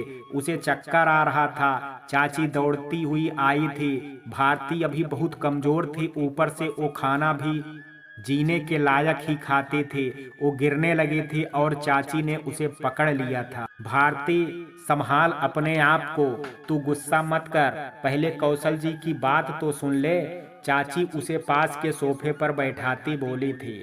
भारती, भारती, मैंने अपने बच्चे का सौदा नहीं किया है। सुबोध ने जबरदस्ती ये चेक मेरे पॉकेट में घुसा दिया था। भारती, जितना दुख तुम्हें है उतना ही दुख मुझे भी है, पर मैं अपने बच्चे को नहीं ला सकता। उसकी शर्त है कि वो आगे बोल नहीं पाया था। उसकी जुबान लड़खड़ाने लगी थी। जुगल जी ने उसके आगे आ करके उसके सर पर हाथ फेरा था। वो उन्हें एक हाथ से कस करके पकड़ लिया और फूट फूट करके रो पड़ा था। चाचा जी, मैं बहुत मजबूर हूँ। वो बहुत कमीना है। उसने ऐसी शर्त रखी है कि मैं किसी को बता नहीं सकता हूँ। वो रोते हुए बोल रहा था। ऐसी कौन सी शर्त है, मुझे बताइए, मैं सुनना चाहती हूँ। आप सच बोल रहे हैं या झूठ, ये मुझे पता चल जाएगा। भारती गुस्से से चीखी थी। कौशल चुप होकर के भारती को देखने लगा था। बेटा, आप भारती से बातें कीजिए, हम लोग आते हैं। जुगल जी कौशल की चुप्पी को झिझक समझ करके अपनी पत्नी के साथ बाहर निकल गए थे। हाँ, अब बोलिए कि बात क्या है, शर्त क्या है उसकी। मैं हर शर्त चुकाने को तैयार हूँ। भारती गुस्से से बोलते उसके पास आ खड़ी हुई थी। देखिए कौशल जी, वो हम दोनों को अपना बच्चा है। अगर उसकी मांग पैसों की है तो हम अपना सारा कुछ बेच करके उसे दे देंगे, पर अपना बच्चा ले करके रहेंगे। मुझे बस आप और रोशन चाहिए। मुझे ये बड़ा घर, ये धन दौलत कुछ नहीं चाहिए। भारती, उसकी कीमत हम नहीं चुका सकते। उस कीमत को चुकाने से पहले मुझे खुद को जान से मारना पड़ेगा। उसने अपना हाथ बढ़ा करके भारती को करीब खींच लिया और उसके गले से लिपट करके रोने लगा था। आप मुझे पूरी बात बताइए कौशल जी, ऐसी कौन सी शर्त है उसके जिस कारण आप मरने की बात कर रहे हैं। भारती को अब कौशल की बातों से डर लगने लगा था। भारती, उसने उसने तुम्हारे साथ जो कुकर्म किया उसका वीडियो बना चुका है। हमारे पुलिस के पास जाने पर उस वीडियो को वायरल कर देने की धमकी दिया है। कौशल बोल करके जोर से रोने लगा था। भारती को झटका लगा था। वो अपनी दुर्गति को भूल नहीं पाई थी और अब उसके सबूत को वायरल करने की बात सुन करके वो खुद को संभाल नहीं पाई। वो कांपने लगी थी। कौशल के बेबस आंसू भारती के कंधे भिगो रहे थे। ऐसा नहीं हो सकता है, वो इतनी हद तक नहीं गिर सकता है। भारती कौशल से खुद को छुड़ाने की कोशिश करती बोली थी। उस रात की सारी यादें ताजा हो गई थी। उसके जख्मों पर पड़ने वाली परतें उखड़ने लगी थी। भारती, उसे ये भी पता है कि तुम फिर से माँ बनने वाली हो। उसी ने मुझे बताया है। कौशल उसे कस करके पकड़ते हुए बोला था। अब बोलो तुम। मैं किस मुंह से पुलिस के पास जाऊं? वो पैसे वाला है, फिर तो उसके पास हम दोनों के साइन किए हुए कस्टडी पेपर भी हैं। आज जो उसने मेरी हालत की है, इससे भी बुरी स्थिति करने की बात बोला है। कहीं उसने मेरा ये बच्चा भी छीन लिया तो? वो भारती के पेट पर हाथ रखता बोला था। नहीं नहीं, ऐसा नहीं होगा। मैं अपने इस बच्चे पर उसकी छाया भी नहीं पड़ने दूंगी। चिल्लाते हुए वो कौशल के कंधे पर बेहोश हो करके झूल गई थी। कौशल घबरा करके उसे एक हाथ से संभालता चाची को आवाज देने लगा था। वो दोनों दौड़े आए और भारती को संभाल करके लिटा दिए थे। चाची, ये माँ बनने वाली है, इसका अच्छे से ध्यान रखना पड़ेगा। कौशल चिंता में उन दोनों को बोला था। वो दोनों खुश हो गए थे। चाची पानी ला करके उसके चेहरे पर छिड़क करके होश में लाने लगी थी। भारती, तूने इतनी बड़ी बात हम लोगों से क्यों छुपाई? जुगल जी ने नाराज होते हुए कहा था। भारती होश में आ गई थी और अभी लेटी हुई। चाचा जी, मुझे भी इस बात का पता नहीं था, पर ये समय इन सब बातों का नहीं है। हमें आने वाले बच्चे और भारती का ख्याल रखना होगा। कौशल उन्हें समझा करके बोला था। चाची, मैं तो अपने हाथ से बेकाम हूँ, इसका ध्यान नहीं रख पाऊंगा। आप दोनों मेरा साथ देंगे ना? वो अपने उदास आंखों से उन दोनों को बारी बारी देखने लगा था। हाँ बेटा जी, आप चिंता मत कीजिए, हम लोग भारती का पूरा ख्याल रखेंगे। चाची खुश होकर के बोली थी, पर जुगल जी कुछ सोच में डूबे दिख रहे थे। भारती, पिछली घटनाओं को भूल जाओ। आज के बाद हम बीते दिनों की कोई चर्चा नहीं करेंगे। आज से हमारी एक नई शुरुआत होगी। तुम हमारे बच्चे पर ध्यान दो। हमारी जिंदगी में फिर से खुशियां आएंगी। हमारे आंगन में फिर से हमारा बेटा खेलेगा। तुम बस खुश रहो और पिछली बातों को भूलने की कोशिश करो। कौशल प्यार से उसका माथा सहलाते हुए बोला था। वो रोते हुए हाँ में सर हिला दी थी। दोपहर में सब खाने बैठे थे। कौशल को भारती खुद खिला रही थी। उसे खिला करके वो खुद भी खाने लगी थी। उसके चोटों को देख करके भारती का कलेजा कटा जा रहा था। उसने सुबोध को मन ही मन ढेर सारी बद्दुआ दी थी। सबके खाने के बाद भारती ने सबको बूढ़े आदमी और उसकी पत्नी को काम पर रखने की बात बोली थी। कौशल और चाची तो खुश हो गए थे, पर जुगल जी बोलने लगे, पता नहीं कौन है वो, हम तो उसे अच्छे से जानते भी नहीं हैं, कहीं कुछ चुरा ले गया तो? चाचा जी, इस दुनिया में कोई किसी को मरने से बचाए तो समझ जाना चाहिए कि बहुत अच्छा है। हाँ, कोई मुफ्त में एहसान करे तो बच करके रहना चाहिए। भारती बोल करके कौशल देखती बर्तन उठा करके रसोई में चली गई। कौशल सर झुकाए शर्मिंदा हो गया था। साहब जी, मैं जुगल जी और मेरी पत्नी मालती हैं। भारती बिटिया ने मुझे काम करने आने को कहा था। ये आदमी दूसरे दिन दोपहर में अपनी पत्नी के साथ आया था। उसकी पत्नी नाटे कद की दुबली सी सूती साड़ी पहने अपने हाथों में झोला लिए कौशल को ही देखे जा रही थी। भारती, भारती। कौशल आंगन में टहल रहा था। वो वहीं से आवाजें लगाने लगा था। भारती आई तो वो दोनों उसके पैर छूने आगे आए थे। अरे रे चाचा, ये पाप मेरे सर पर मत कीजिए। आप बड़े हैं, मैंने आपको नौकर बनाने के लिए नहीं बुलाया है। आप मेरे परिवार के सदस्य बन करके रहिएगा। चलिए, मैं आपका कमरा दिखा देती हूँ। भारती बोली उन्हें अंदर ले आई थी। जुगल और मालती की आंखों में खुशी से आंसू भर आए थे। वो दोनों उसके पीछे घर के अंदर चल पड़े थे। ये रहा आप दोनों का कमरा, आज से आप लोग यहीं रहेंगे। चाचा, आप घर के बाहर फूलों की देखभाल कर लिया कीजिए, और चाची आप रसोई में मेरी थोड़ी सी मदद कर दिया कीजिए। अभी आप दोनों आराम कीजिए, कुछ देर बाद सब लोग साथ में खाएंगे। भारती बोल करके बाहर निकल गई थी। वक्त बीतने लगा था। इसके साथ ही भारती और कौशल के दुख पर समय की परत चढ़ने लगी थी।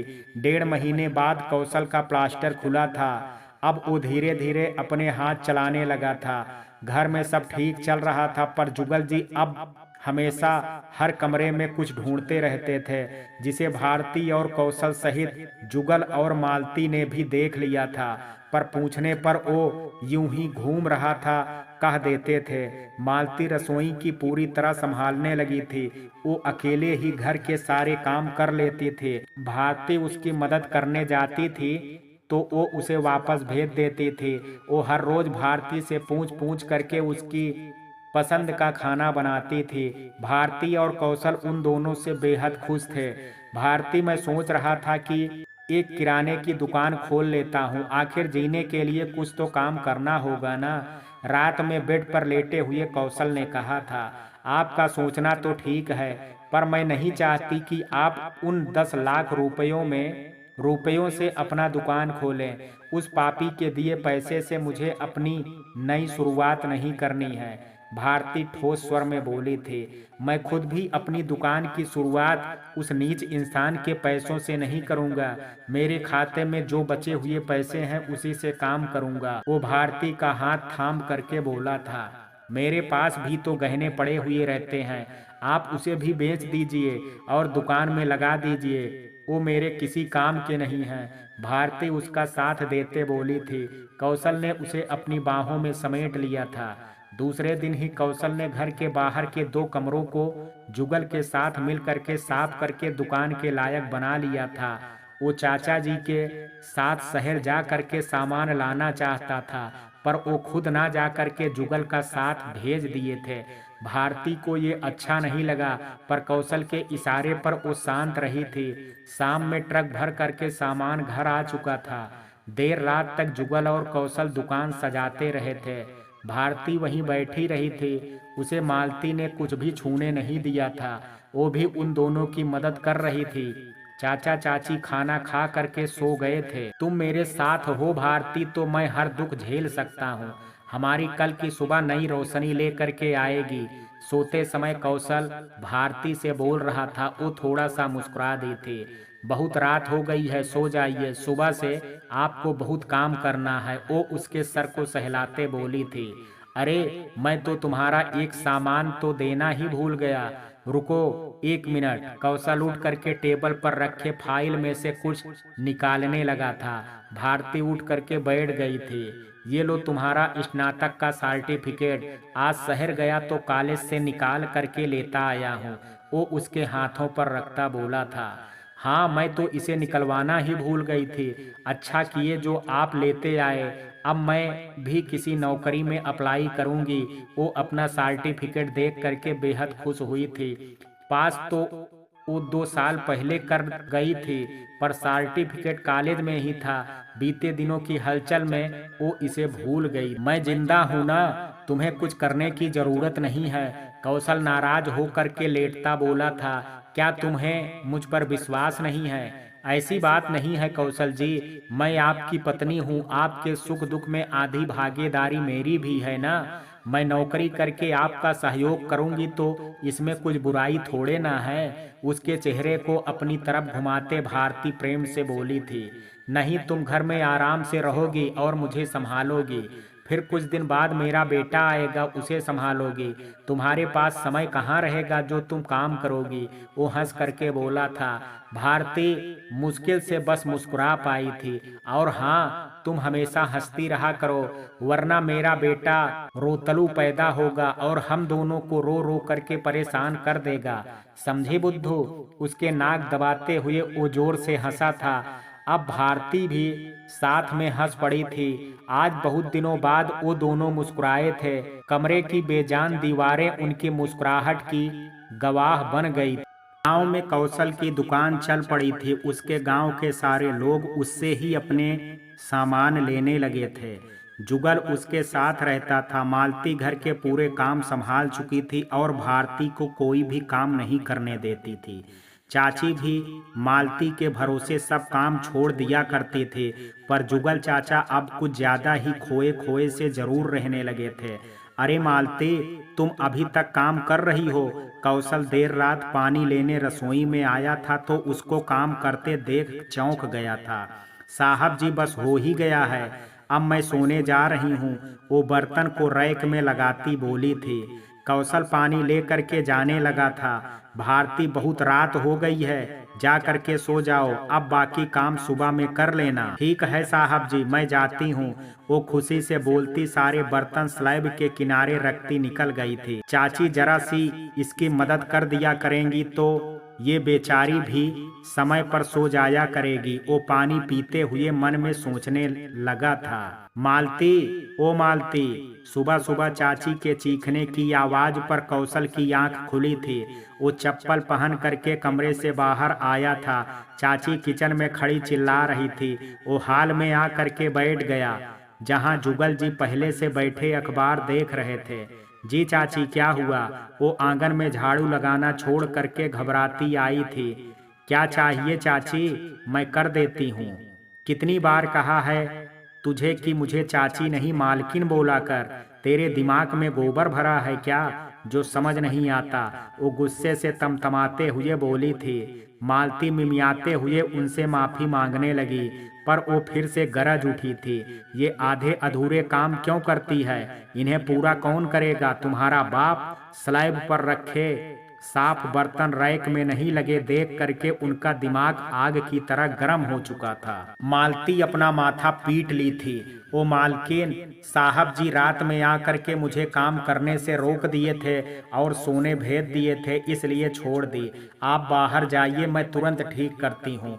वो अपने गंदे हाथ बेसिन में धोने लगी थी। चाची पैर पटकती बाहर निकलने लगी थी। अब पहले जल्दी से हमारे लिए चाय और पानी लेकर के आओ, वो पीछे से बोलती गई थी। मालती चाय की बर्तन चूल्हे पर रखते हुए दूध डालने लगी थी। मैं भी आधी पागल हो गई हूँ, मुझे सो करके उठते ही पहले रसोई ठीक करना था। इस मालती को ना तुम दोनों ने मिल करके सर पर चढ़ा रखा है। इन छोटे लोगों को भरपेट खाना मिलने लगता है तो ये ऐसे ही कामचोर हो जाते हैं। वो हाल में कौशल को देखते ही बोलने लगी थी। जुगल चाचा जी उनकी बात से सहमत थे। भारती भी उठ करके वहीं आ रही थी। उसका आखिरी महीना चल रहा था, इसलिए भारी शरीर से उसे चलने फिरने में परेशानी होती थी। मुझे आवाज दे देती, मैं तुमको ले आता। कौशल तेजी से उठ करके उसे सहारा दे करके सोफे पर बैठाने लगा था, पर चाची ने उठने की कोशिश भी नहीं की थी। कौशल को बहुत गुस्सा आया था। मालकिन चाय। मालती ट्रे रखते हुए बोली और सबको चाय के कप थमाने लगी थी। सुनो मालती, तुम आज खाना बनाना छोड़ो और मेरे दुकान की सफाई कर दो। कौशल चाय पीते हुए बोला था। फिर खाना कैसे बनेगा बेटा? भारती की हालत तो काम करने की नहीं है। चाचा जी बोल पड़े थे। चाचा जी, चाची बैठी टीवी देखती रहती हैं, एक दिन नहीं देखेंगी तो कुछ नहीं होगा। आज का खाना चाची बना लेंगी। कौशल आराम से बोला था। क्यों चाची, आप बना लेंगी ना? वो चौंक करके कौशल को देखने लगी थी, फिर मन मार करके बोली, हाँ मैं बना लूंगी। तुम जाओ मालती, जुगल को चाय दे दो और तुम भी चाय पी करके दुकान की सफाई में लग जाओ। कौशल उसे वहां से हटाते हुए बोला था। वो 2 कप चाय लेती अपने कमरे में चली गई थी। कौशल, छोटा सा दुकान है, जुगल अकेले ही साफ कर सकता है। मालती खाना बना लेगी, तुम्हारी चाची से अकेले इतने आदमी का खाना। चाचा जी, मालती के आने से पहले भी तो कभी कभी चाची अकेले सब कुछ कर लिया करती थी, फिर आज क्या दिक्कत है? चाची, आप बुरा नहीं मानिएगा, पर आप भी कुछ काम किया कीजिए। वो अकेले पूरे दिन और देर रात तक काम करती है, मुझे अच्छा नहीं लगता है। अभी जब तक भारती काम करने के लायक नहीं हो जाती है, आप उसकी सहायता किया कीजिए। वो भी इंसान है, इस तरह जानवरों की तरह उससे काम करवाना ठीक नहीं है। वो प्रेम से उन दोनों को समझाते हुए बोला था। भारती अपना चाय पीती रही थी, उसे भी कौशल की बातें सही लग रही थी। वो सारा दिन मालती को कोल्हू के बैल की तरह काम में देखा करती थी, पर वो उसकी सहायता नहीं कर पाती थी। यदि करना भी चाहती तो वो मालती उसे करने नहीं देती थी, और चाची एक बार भी अपने कमरे से उठ करके देखने तक नहीं आती थी। ये सब उसे भी अच्छा नहीं लगता था, इसलिए आज कौशल के कहने पर उसने भी चुप्पी साध ली थी। पर कौशल की बात से चाची जी और चाचा जी दोनों के चेहरे पर गुस्से की तेज लहर छा गई थी।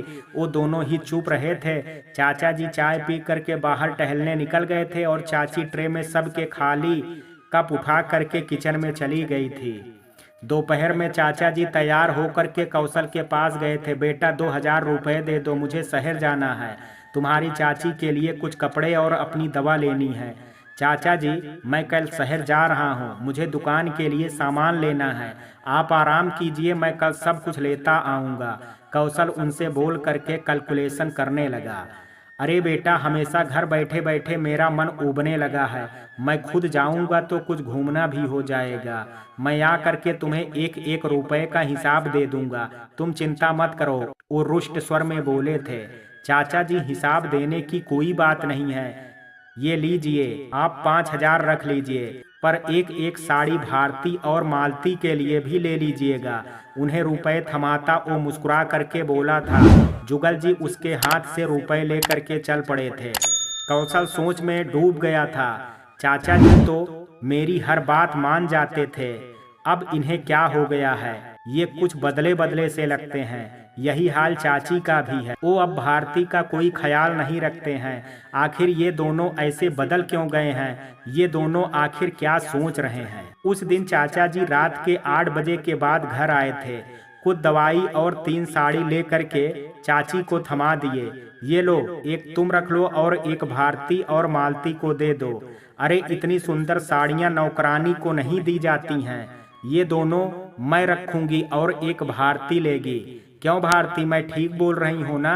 चाची खुश होती 2 साड़ियाँ खुद पर रखती देखने लगी थी। चाची, आप 2 साड़ी ले लीजिए, मेरी वाली मालती को दे दीजिए। मेरे पास बहुत साड़ियाँ हैं, पर उसके पास एक भी अच्छी साड़ी नहीं है। वो हंस करके बोलती मालती को बुलाने लगी थी। चाची की बात सुन करके कौशल का मन खट्टा हो गया था।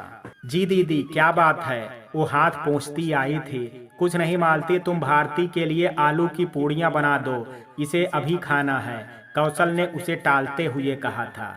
दीदी, मैं अभी बना करके लाती हूँ, खुशी से बोलती वो वापस चली गई थी। भारती, मैं कल शहर जा आऊँगा तो तुम दोनों के लिए साड़ी लेता आऊँगा, ये तीनों साड़ियाँ चाची को ही दे दो। उदासी से भारती से बोल करके वो बाहर चला गया था। चाची खुद को अपमानित महसूस करती साड़ियाँ वहीं छोड़ करके वहाँ से उठ गई थी। चाचा जी भी उठ करके अपने कमरे में चले गए। भारती खुद से तीनों साड़ियाँ चाची के कमरे में देने चली गई थी। चाची, आप उनकी बात का बुरा मत मानिए, माँ को गुजरे ज्यादा दिन नहीं हुए हैं ना, इसलिए वो ऐसे बोल देते हैं। आप ये सब रख लीजिए, अगर आप नहीं लीजिएगा तो मुझे बुरा लगेगा, प्लीज चाची ले लीजिए ना। भारती उनके पास बैठ करके मनाते हुए बोली थी। अब तू इतना कह रही है भारती, तो रख लेती हूँ।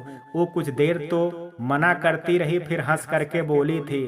भारती भी मुस्कुरा दी थी। उस दिन कौशल के बोलने के बाद चाची कुछ कुछ चुप रहने लगी थी, पर अब मालती की मदद भी करने लगी थी। चाचा जी का अनमने अंदाज से बात करना जारी ही था। जुगल और मालती भारती की पूरी देखभाल करते थे। कौशल निश्चिंत हो करके अपनी दुकानदारी संभालने लगा था। रात हो चुकी थी, घर में सब लोग सो गए थे। भारती कौशल की बाहों में गहरी नींद में सोई थी।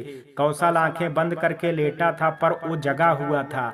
उसे रोशन की याद आ रही थी। वो दिन भर तो भारती को संभाल लेता था, पर रात को उसके सोने के बाद खुद बहुत रोता था। अभी भी उसकी बंद आंखों से आंसू बह रहे थे। भारती अचानक से पलटी थी, उसका हाथ कौशल के चेहरे पर गया था। भीगी पलकें पर हाथ जाते ही वो जाग गई थी। क्या हुआ कौशल जी, आप रो क्यों रहे हैं? वो बड़ी मुश्किल से बैठती उसके चेहरे से आंसू साफ करने लगी थी। आपको कुछ हो रहा है क्या? वो डरते हुए बोली थी। मुझे कुछ नहीं हुआ है भारती, बस यूं ही आंखों से आंसू छलक पड़े थे। चलो अब सो जाओ, रात बहुत हो रही है। उसका बाह पकड़ करके सुलाते हुए वो बोला था। आपको मेरी कसम है कौशल जी, आप क्यों रो रहे हैं मुझे बताइए, ऐसे ही आंख से आंसू नहीं बहते हैं, प्लीज बताइए ना। वो उसके सीने पर सर रख करके रुंधी आवाज में बोली थी। भारती के कसम दिए जाने पर कौशल खुद को जब्त नहीं कर पाया था। वो उसे बाहों में लिपटाते हुए रो दिया था। मुझे रोशन की याद आ रही थी भारती। भारती उसकी बात पर गूंग रह गई थी। उसकी भी आंखें बरसने लगी थी। अपनी माँ फिर बेटे को खो देने का दुख दोनों प्राणी सीने में दबाए छुप छुप करके रोते थे। पर आज दोनों एक साथ फूट फूट करके रो पड़े थे। उनका जख्म ताजा हो उठा था। उनके दुख पर आज शायद विधाता को भी रोना आ गया था। बाहर जोरों की बारिश शुरू हो गई थी। भारती को ठंड लगने लगी थी। कौशल उठ करके भारती को चादर उड़ाते हुए खुद से समेटने लगा था। भारती अभी भी हौले हौले सिसक रही थी। इधर इतनी रात को घर के दूसरे कमरे में चाचा जी किसी से फोन पर बात कर रहे थे। हाँ, तुम तैयार रहना, मैं जब फोन करूंगा आ जाना। हाँ, वो चेक घर में ही रखा है। हाँ, मैं समझ गया हूँ, पर तुम भी याद रखना, मुझे ये पूरा घर और कौशल की सारी जमीन जायदाद भी मुझे चाहिए। कुछ देर तक बात करने के बाद वो फोन रख दिए थे। फिर वो अपनी पत्नी को देख करके ठहाका लगाने लगे थे। वो भी उनके साथ मुस्कुरा दी थी। सुबह के 4 बजे ही भारती को दर्द उठ गया था। वो कौशल को उठाने लगी थी। उसकी हालत देख करके कौशल चाची को बुलाने लग गया, पर उन्होंने काफी दरवाजा पीटे जाने पर भी नहीं खोला था। उसकी आवाज सुन करके जुगल और मालती उठ करके आ गए थे। उन दोनों को भारती का ध्यान रखने को बोल करके कौशल रिक्शा लेने चला गया था। सुबह का टाइम था, इसलिए बड़ी मुश्किल से एक रिक्शा मिला था। वो जल्दी से भारती को बैठा करके अस्पताल ले आया था। जुगल अपनी साइकिल पर मालती को बैठा करके पीछे से चल पड़ा था। लगता है वो लोग चले गए हैं। अपने कमरे में आराम से बैठी चाची जुगल जी से बोली थी, हाँ, घर से तो सारी आवाजें आनी बंद हो गई हैं। तुम जल्दी उठो और सारे गहने जेवर समेट करके एक जगह रखना शुरू कर दो। मैं उन्हें बुला लेता हूँ। जुगल जी अपने फोन से किसी को कॉल लगाते हुए गेट खोल करके बाहर निकल गए थे। भारती ने 8 बजे के आसपास एक बेटे को जन्म दिया था। कौशल, जुगल और मालती की खुशी का ठिकाना नहीं रहा। कौशल ने जल्दी से मिठाई लाने जुगल को भेज दिया और खुद भारती के पास चला आया था। हमारा बेटा फिर से हमारे पास आ गया भारती, हम फिर से माँ पापा बन गए हैं। वो रोते हुए बच्चे को प्यार से छू रहा था। भारती भी रो पड़ी थी, मगर आज इन दोनों की आंखों में आंसू खुशी के आंसू थे। मालती बाहर खड़ी अपने साहब जी की खुशियों की दुआएं करने लगी थी। जुगल मिठाई लेकर के आया और सबको मिठाई खिला करके मुंह मीठा कराने लगा था। वो भी बच्चे और भारती को प्यार से देख रहा था। उसे अपनी बेटी की याद ने एक बार फिर से बेहद भावुक कर दिया था। मालती, तुम भारती के पास रहो, मैं चाचा जी और चाची जी को लेकर के आता हूँ। आखिर उन्हें भी तो नाना नानी बनने की बात बतानी होगी। मैं तुरंत आऊंगा भारती, तुम परेशान मत होना। कौशल खुशी से अपने बच्चे और भारती का सर चूम करके बोला था। वो आहिस्ते से सर हिला दी थी। कौशल बाहर निकल गया था। जुगल, मेरे साथ घर चलो, अब तो कुछ सामान भी लाना होगा ना। हाँ साहब जी, चलिए। यहाँ भारती बिटिया को मालती देख रही है। वो अपने आंसू पोंछता आगे बढ़ गया था। ओह, ये दुकान भी बंद है, कौशल झल्लाते हुए बोला था। फिर जुगल को पैसे देता बोला था, जुगल, तुम दूसरे दुकान से मिठाई लेकर के आओ, मैं तब तक घर जाता हूँ। ठीक है साहब जी। कौशल ने वहीं पर एक रिक्शा पकड़ा और जुगल दूसरे दुकान की तरफ बढ़ गया था। कुछ ही देर बाद रिक्शे वाले ने उसे घर के आगे उतार दिया था। वो पैसे दे करके घर के अंदर आने लगा था। चाचा जी, चाची, आप नाना नानी बन गए हैं, खुशी से पुकारते हुए वो हाल में आया था। तभी उसके सर पर पीछे से डंडे से किसी ने वार किया था। आह! अपने सर पर लगे तेज चोट को बर्दाश्त करके वो पीछे पलटा था। तुम यहाँ क्या कर रही हो? विभा उसके सामने खड़ी हंस रही थी। उसके साथ 4 आदमी भी थे, जो उसके नौकर कम बॉडीगार्ड ज्यादा थे।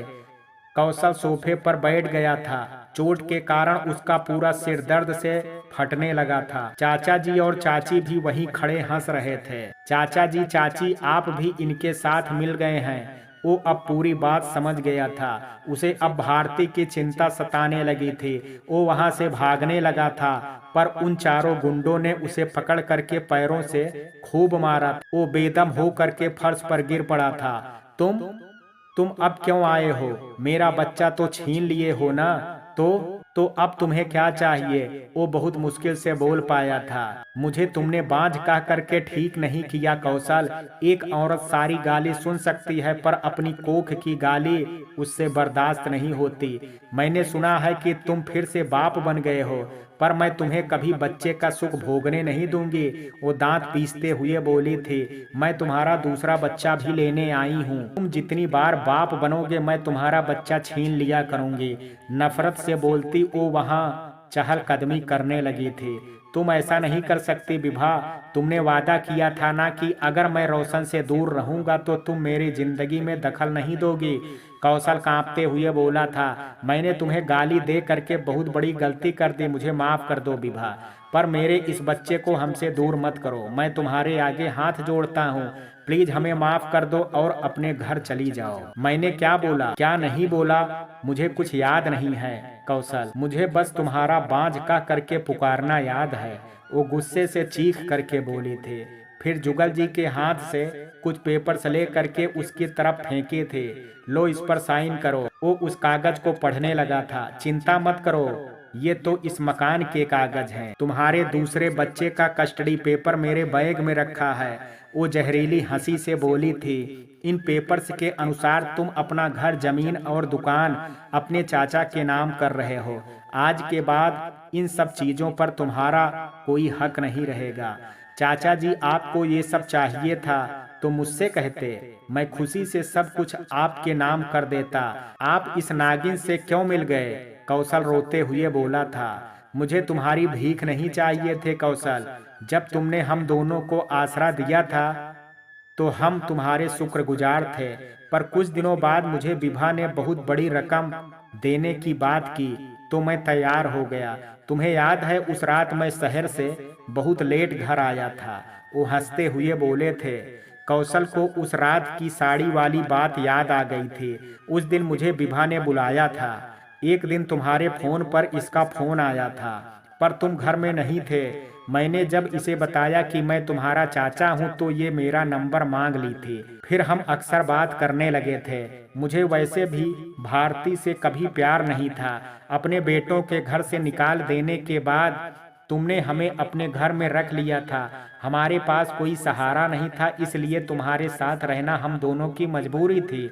लेकिन अब यह घर मेरा होगा। तुम और भारती मेरे नौकर बन करके रहोगे और मैं मालिक बनूंगा। वो कहे लगाते हुए बोले थे। विभा भी हंसने लगी थी।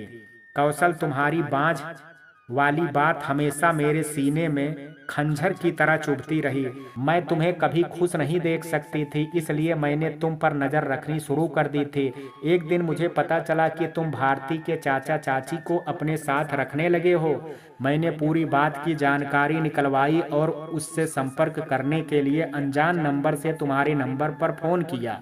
तुम्हारी बर्बादी मेरे हाथों ही लिखी थी, इसलिए संयोग से तुम्हारे फोन पर मेरी तुम्हारे चाचा जी से बात हो गई और मैंने इससे नंबर मांग लिया था। अब मेरे हाथों एक ठोस प्यादा लग चुका था। मैंने इनसे बात करना शुरू कर दिया और आज देखो सब कुछ मेरे चाह अनुसार हो रहा है। अब इनका सपना भी पूरा होगा और मेरा बदला भी। साथ ही मैं 2 बेटों की भी माँ बन जाऊंगी और तुम्हारी बीवी बनेगी बच्चे वाली बांझ औरत। वो नफरत से बोलती हंसते हंसते दोहरी होने लगी थी। जुगल जी और चाची भी उसके साथ हंसने लगे थे। चल अब साइन कर। विभा ने पेन उसके हाथों में थमाई थी। विभा, मैं चाचा जी को सब कुछ दे दूंगा पर मेरा बेटा मुझसे मत छीनो। मैं अपने बोले गए अपशब्द पर तुमसे माफी मांगता हूँ। मुझे माफ कर दो पर मेरा ये बेटा मत छीनो। हमारी जिंदगी बहुत मुश्किल से पटरी पर आई है। प्लीज ऐसा मत करो। वो रोते हुए पेपर्स पर साइन करता बोला था। विभा गर्व भरी मुस्कान से उसे देख रही थी। चाचा जी ये लीजिए, आज से मेरा सब कुछ आपका है। पर आप विभा को बोलिए ना मेरा बेटा मुझसे ना छीने। आपको सब कुछ मिल गया है ना, अब इसे जाने दीजिए ना। वो जुगल जी के पैरों पर गिर पड़ा था। तूने ठीक कहा था कौशल कि मैं नागिन हूँ। मैं तुम्हारे लिए एक जख्मी नागिन बन चुकी हूँ जो तुम्हारी हर खुशियाँ डस जाऊंगी। विभा गुर्राते हुए बोली थी। चल अब उठ और भारती को यहाँ ले करके आओ। भारती आज घर नहीं आ सकती है, उसे डॉक्टर कल छुट्टी देगा, आज बच्चों का ऑब्जर्वेशन में रखा गया है। उसने तपाक से झूठ बोला था।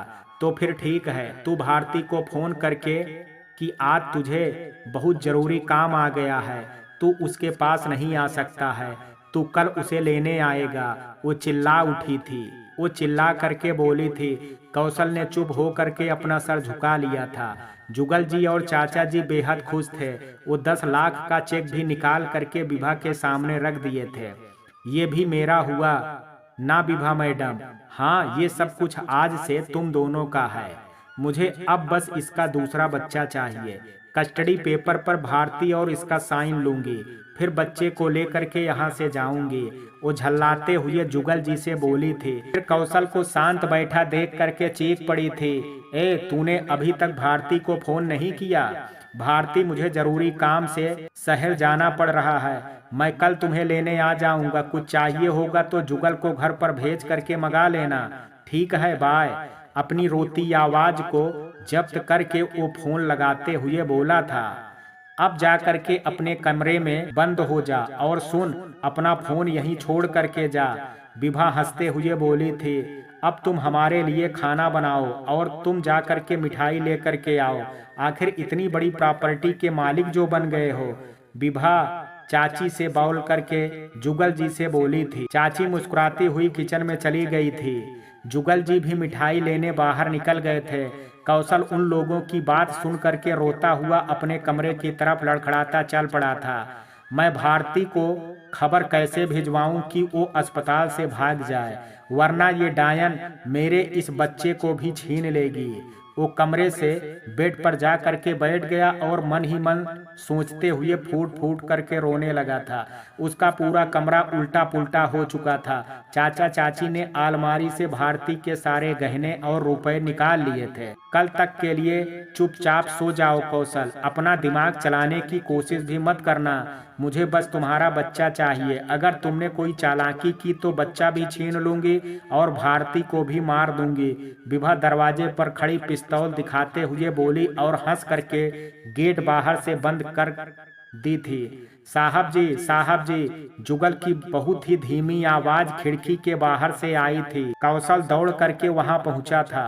जुगल, तुम भाग जाओ यहाँ से, वरना ये लोग तुमको भी मार देंगे। तुम भारती को अस्पताल से भाग जाने को कहो, मैं उसे बाद में ढूंढ लूंगा। वो रोता हुआ मजबूर सा बोला था। पर साहब जी, आप यहाँ फंस गए हैं, वो डायन आपको भी तो मार सकती है। जुगल रोता बोला था। वो पीछे से मिठाई ले करके आया था और सारी बात दरवाजे की ओट से सुन करके घर के पिछवाड़े में जा करके छुप गया था। जुगल, ये समय रोने का नहीं है, मैं तुम्हारे हाथ जोड़ता हूँ, तुम मेरी मदद करो। मैं अपने इस बच्चे को इस डायन को छीनने नहीं दूंगा। कौशल बुरी तरह रोते हुए उसका हाथ थामता बोला था। साहब जी, आप हाथ मत जोड़िए, आपने मुझे आसरा दिया है। मैं आपके और भारती बिटिया के लिए जो भी बन पड़ेगा करने के लिए तैयार हूँ। आप बताइए मैं क्या करूँ? वो अपनी आंखें पोंछते हुए बोला था। अपने साहब के शरीर पर लगे चोट देख करके उसका भी सीना फट पड़ा था। तुम यहीं रुको, कौशल बोल करके वहां से वापस हुआ था। वो धीरे से अपना अलमारी खोल करके कुछ कागज निकालने लगा था।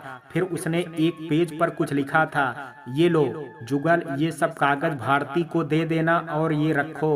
वो पॉकेट से कुछ रुपए निकाल करके उसके हाथ में रखता बोला था, मेरे पास अब बस इतने ही रुपए हैं। तुम और मालती भारती को ले करके कहीं भाग जाओ। विभा को बच्चा नहीं मिलेगा तो वो मुझे कुछ नहीं करेगी।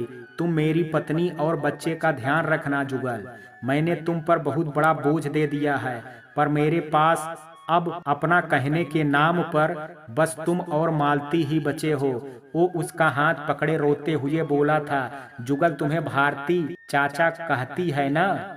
मैं इस चाचा से तो धोखा खा चुका हूँ, पर तुम उसे धोखा मत देना। तुम बस किसी गुप्त जगह पर जा करके छुप जाओ, मैं कुछ दिन में तुम लोगों को ढूंढ लूंगा। अब तुम यहाँ से भाग जाओ। वो रोता उसके हाथों को अपने सर से लगाते हुए बोला था। साहब जी, आप मुझ पर पूरा भरोसा रखिए, मैं अपने जीते जी भारती बिटिया और आपके बच्चे को कुछ नहीं होने दूंगा। पर आप भी संभल करके रहिएगा, ये लोग बहुत खतरनाक हैं। आप चुपचाप इनकी बात सुनते रहिएगा और ज़्यादा मुंह नहीं लगाइएगा। मैं खुद कुछ दिन बाद आपके पास छुप करके आऊँगा, अपने आंसू पोंछ करके वो बोला था। साहब जी, मुझ पर भरोसा रखिएगा। जुगल भारती को पुलिस के पास मत जाने देना, विभा उसे भी खरीद लेगी। भारती से कहना मुझ पर विश्वास रखे, मैं इस बार अपने बच्चे को कुछ नहीं होने दूंगा। वो रोता उसे हाथ हिलाता बोला था। जुगल अपनी आंखें पोंछता पैर दबाते चल दिया था। कौशल बिस्तर पर गिर गया और रोने लगा था। तभी गेट को खोलने की आवाज आई। ये ले खाना खा ले, चाची उसके सामने थाली रखती बोली थी। चाची, आपको तो भारती माँ मानती थी ना, आपको तनिक भी उस पर दया नहीं आई? वो रो करके बोला था। अब मुझे ज्यादा ड्रामा मत दिखाओ, मैं जानती हूँ कि तुम्हारे दिल में हम दोनों के लिए कोई प्रेम नहीं है। तू हर वक्त उस जुगल और मालती का पक्ष लेता रहता था। उसने तुम्हारी जान क्या बचा दी कि तुम दोनों उसे भगवान की तरह पूजने लगे थे। हम दोनों पति पत्नी यहाँ रोज तुमसे अपमानित होते थे और खून के आंसू पीते थे, पर अब समय बदल गया है कौशल। अब मैं यहाँ राज करूंगी और तुम दोनों मेरे नौकर बनोगे। अब चल खाना खा ले, तेरे अंदर दम रहेगा तब ना मेरा काम करेगा। वो खिलखिला करके हंसती बोली और चली गई थी। जाते जाते वो गेट बंद करना नहीं भूली थी। इधर बिटिया, भारती बिटिया, जुगल हाँफते हुए उसके कमरे में घुसा था। क्या हुआ चाचा, आप हाँफ क्यों रहे हैं?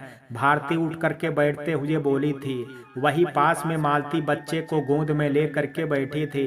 बिटिया, हम लोगों को यहाँ से भागना होगा, वो 2 मिनट दम लेते हुए बोला था। क्या हुआ चाचा? अभी तो उनका फोन आया था कि वो कल मुझे लेने आएंगे, कुछ जरूरी पड़े तो आपको घर भेज करके मंगा लूं, भारती घबराते हुए बोली थी। भारती बिटिया, मुझे साहब जी ने मिठाई लाने भेज दिया था और खुद घर चले गए थे। मैं जब पहुंचा तो वहां अनजान लोगों को देख करके बाहर ही रुक गया और उनकी बातें सुनने लगा था। वो लोग वही लोग हैं जो तुम्हारे पहले बच्चे को छीन लिए हैं, बोल करके वो रोते हुए सब बात बताने लगा था। भारती पूरी बात सुन करके कांप उठी थी, फिर गुस्से से खड़ी होने लगी थी। मैं इस बार उसे नहीं छोड़ूंगा चाचा, आप पुलिस को खबर कीजिए जा करके, मैं अभी घर जाती हूँ। वो मुश्किल से खड़ी हो पाई थी, उसके प्रसव को अभी 24 घंटे भी नहीं हुए थे, वो अभी बहुत कमजोर थी। बिटिया, साहब जी ने मना किया है और ये चिट्ठी आपके लिए दी है, पहले इसे पढ़ो। अपने शर्ट के अंदर से वो बहुत सारा कागज निकाल करके देते हुए बोला था। भारती, मेरे पास समय नहीं है, तुम अस्पताल से निकल करके इस गांव से बहुत दूर भाग जाओ, मैं तुम्हें बाद में ढूंढ लूंगा। भारती, मेरे बच्चे और मेरी भारती का ख्याल रखना। मैं जब तुमसे मिलूंगा मुझे मेरी भारती पहले जैसी चाहिए, और हाँ, प्लीज मुझ पर विश्वास रखना। तुम्हारा कौशल। 4 लाइन की चिट्ठी के साथ उसके पढ़ाई की डिग्री और कुछ 1000 रुपए थे। वो चिट्ठी पढ़ करके रो दी थी। चलो चाचा, हमें यहाँ से बहुत दूर जाना है। वो जल्दी से बोल करके बच्चे को गोद में ले करके उठ खड़ी हुई थी। उसने अपना चेहरा आंचल से ढक लिया था ताकि डॉक्टर से या नर्स उसे पहचान ना सके। जुगल और मालती उसके पीछे चल पड़े थे। मित्रों, कहानी के इस भाग में आज इतना ही। शेष कहानी कल सुनेंगे। कहानी का ये भाग आपको कैसा लगा, आप अपनी राय मुझे कमेंट बॉक्स में ज़रूर दीजिएगा। वीडियो पसंद आया हो तो वीडियो को लाइक शेयर, अगर चैनल पर पहली बार विजिट कर रहे हैं तो कृपया चैनल को सब्सक्राइब करना ना भूलें। कल मिलते हैं कहानी के शेष भाग के साथ, तब तक के लिए जय हिंद, जय भारत।